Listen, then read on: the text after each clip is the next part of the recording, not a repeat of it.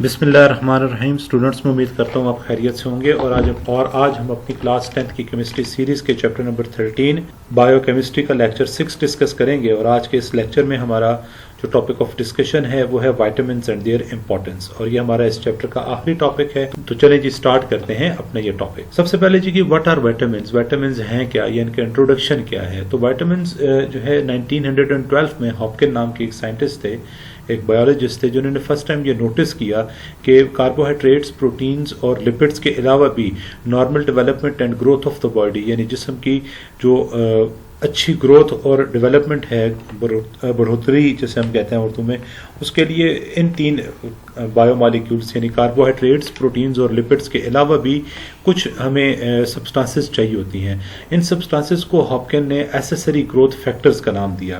फिर later on थोड़े से टाइम के बाद 1914 या 15 में फंक नाम के बायोलॉजिस्ट ने एक विटामिन डिस्कवर किया जिसको हम विटामिन B1 कहते हैं या थायामीन। तो उसके बाद उसने इन्हें विटामिन्स का नाम दिया। इन कंपाउंड्स को हम विटामिन्स जो कहते हैं, तो ये विटामिन्स का लफ्ज वाइटल से लिया गया है, यानी जरूरी चीज, वाइटल, नायाब, जरूरी, अहम। तो अहम है ये कंपाउंड्स, ये सब्सटेंसेस हमारी ग्रोथ ऑफ द बॉडी के लिए, इसलिए हम इन्हें विटामिन्स कहते हैं। हमारे पास विटामिन्स दो तरह के होते हैं, एक होते हैं फैट सॉल्युबल विटामिन्स और एक होते हैं वाटर सॉल्युबल। ये जो हमने इनकी क्लासिफिकेशन की है फैट सॉल्युबल और वाटर सॉल्युबल में, ये इनकी सॉल्युबिलिटी इन द सॉल्वेंट की बेस के ऊपर की है। ऐसे सबसे पहले हम फैट सॉल्युबल विटामिन्स को देखते हैं। तो स्टूडेंट्स ऐसे विटामिन्स जो फैट में या ऑर्गेनिक सॉल्वेंट्स में डिसॉल्व होते हैं उन्हें हम फैट सॉल्युबल विटामिन्स का नाम देते हैं। ऑर्गेनिक सॉल्वेंट्स में आपके पास ईथर आता है, एसीटोन आता है, एथेनॉल आता है। तो इनके अंदर अगर या फैट्स के अंदर डिसॉल्व हो तो ऐसे विटामिन्स को हम नाम देते हैं फैट सॉल्युबल विटामिन्स का। विटामिन ए, विटामिन डी और विटामिन के इसकी कॉमन एग्जांपल है। विटामिन ए, डी, ई, के, ये चार विटामिन इसकी कॉमन एग्जांपल है। ये जो फैट सॉल्युबल विटामिन होते हैं ये हमारी बॉडी में लंबे अरसे तक रहते हैं, यानी अगर हम इन्हें यूटिलाइज करें, इस्तेमाल करें, तो ये हमारी बॉडी में लंबे अरसे तक स्टे करते हैं, यहाँ पर हमारी बॉडी में पड़े रहते हैं। इसलिए अगर इन विटामिन्स को हम ज्यादा मिकदार में इस्तेमाल करें तो ये हमारे लिए नुकसानदेह होते हैं और मुख्तलिफ तरह की बीमारियां पैदा करते हैं। मिसाल के तौर पर अगर हम विटामिन डी एक्सेस अमाउंट में लें तो इससे हमारी हड्डियों में दर्द शुरू हो जाता है, और इसके अलावा हमारे पास हमारे जो किडनीज हैं उसमें बोन लाइक डिपॉजिट होना शुरू हो जाता है, यानी जो विटामिन डी की वजह से किडनीज के अंदर सब्सटेंसेस डिपॉजिट होने शुरू हो जाती हैं, जो ऐसा लगता है जैसे कोई हड्डी लाइक मटेरियल उसमें जमा हो चुका है। अगर हम वाटर सॉल्युबल विटामिन्स की बात करें तो ये ऐसे विटामिन्स होते हैं जो वाटर में डिसॉल्व होते हैं, जो पानी में हल पजीर होते हैं।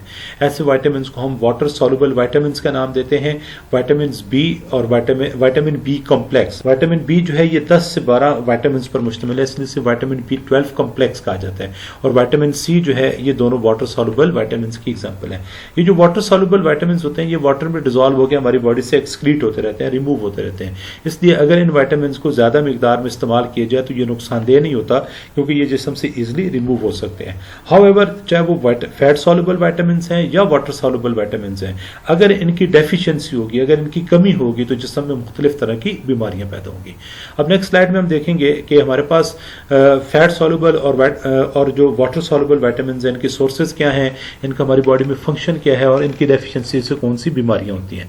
सबसे पहले हम विटामिन ए देखते हैं जी। विटामिन हमें कैरेट्स यानी गाजर से, ग्रीन वेजिटेबल से मिलती हैं, इसके अलावा डेयरी प्रोडक्ट से मिलती हैं। ये हमारे जिस्म में हेल्दी वियन यानी हमारी नज़र के लिए बहुत अच्छे होते हैं विटामिन ए, और इसके अलावा ये हमारे इम्यून सिस्टम को, मुदाफ़ियाती निज़ाम को बूस्ट करते हैं, बीमारियों के खिलाफ मुदाफ़ियत पैदा करते हैं। अगर हमारे पास किसी भी शख्स के जिस्म में विटामिन ए की कमी हो तो उसे नाइट ब्लाइंडनेस की बीमारी होती है। नाइट ब्लाइंडनेस ये है कि अंधेरे में नज़र कुछ नहीं आता। दिन को आप ऐसे बंदे को कहेंगे तो आपको सुई भी ढूंढ के ला देगा, लेकिन रात के अंधेरे में उसको खड्डा भी नजर नहीं आएगा, उसमें गिर जाएगा। विटामिन बी जो है हमारे पास, जो बी यहाँ पर विटामिन बी कॉम्प्लेक्स की बात हो रही है, ये एनिमल्स डेयरी प्रोडक्ट्स में हमें मिलते हैं। इसके अलावा मिल्क वगैरह में से हमें मिलते हैं। ये डीएनए की रेप्लिकेशन करवाते हैं, रेड ब्लड सेल्स प्रोड्यूस करवाते हैं, मसल, और अगर इनकी कमी हो तो मसल और बॉडी में जनरल वीकनेसेस होना शुरू हो जाती हैं।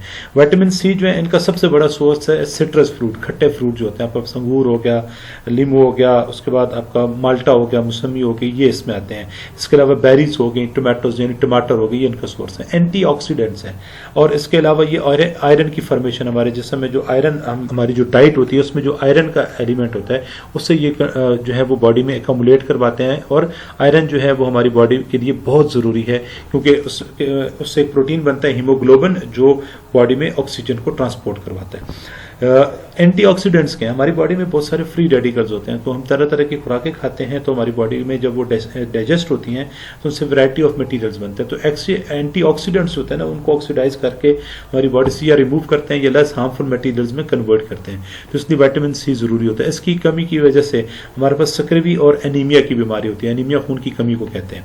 विटामिन डी जो है ये हमें फिश, एग, योग एंड चीज़ से मिलता है, ये हड्डियों की ग्रोथ के लिए बहुत ज़रूरी है, और अगर इसकी कमी हो जाए जिसमें तो रिकेट्स और ऑस्टियोपोरोसिस, रिकेट्स है हड्डियों का टेढ़ा हो जाना, नरम हो जाना, टेढ़ा हो जाना, और ऑस्टियोपोरोसिस है हड्डियों का बुरबुरा हो जाना, हड्डियां जो हैं वो पोरस हो जाती हैं। विटामिन ई जो है ये आलमंड में, पीनट्स में और सोयाबीन में पाया जाता है, ये भी एंटीऑक्सीडेंट है और इम्यून सिस्टम को बूस्ट करता है। इसकी कमी की वजह से भी एनीमिया होता है, और साथ में न्यूरोपैथी कहते हैं, ये लोअर लिम्स जो होती हैं, यहाँ पर नर्व्स डैमेज हो जाती हैं, ब्लड सप्लाई डिस्टर्ब होती है, खास तौर पे आपके पैरों को और पैरों की उंगलियों को, तो ये वो प्रॉब्लम पैदा होता है। विटामिन के हमारे पास ग्रीन लीफी वेजिटेबल्स हो गए आपके पास, जैसे साग है, चाहे वो सरसों का साग है, वो आपके पास पालक है, मेथी है, मतलब जितने भी तरह के ग्रीन ये हैं। इसके अलावा सलाद के पत्ते हो गए, ये इनमें पाया जाता है। विटामिन के ब्लड कोगुलेशन कराता है, जब आपको जख्म लगता है तो जो आपका खून बह रहा होता है वो जमना शुरू हो जाता है, ठीक है, तो ब्लड कोगुलेशन के लिए बहुत जरूरी है। और अगर इसकी कमी हो जाए तो हीमोरेज डिजीज होती है, यानी उसमें मरीज के जो खून है वो नहीं जमता, और अगर किसी को चोट या जख्म लग जाए तो बहुत ज्यादा ब्लड निकल जाने की वजह से डेथ भी हो जाती है। नेक्स्ट आपके पास है अहमियत विटामिन की क्या है, तो देखें जी विटामिन हमारी बॉडी में सबसे बड़ी अहमियत ये है कि हमारी बॉडी की हेल्दी डेवलपमेंट के लिए बड़े ज़रूरी हैं।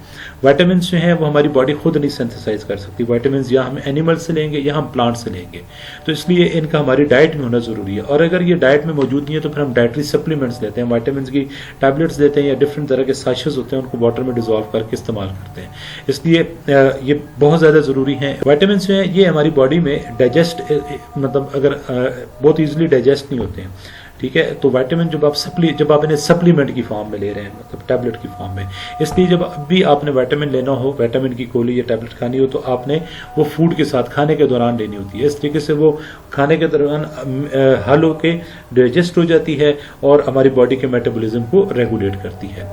अगर इस टॉपिक से रेलेवेंट शॉर्ट क्वेश्चंस और लॉन्ग क्वेश्चंस की बात की जाए तो आपसे तो एक शॉर्ट क्वेश्चन, बल्कि लॉन्ग क्वेश्चन में अमूमन 4 नंबर में इंपॉर्टेंस ऑफ विटामिन पूछी जा सकती है। ये टॉपिक शॉर्ट में भी आ सकता है, लॉन्ग में भी आ सकता है।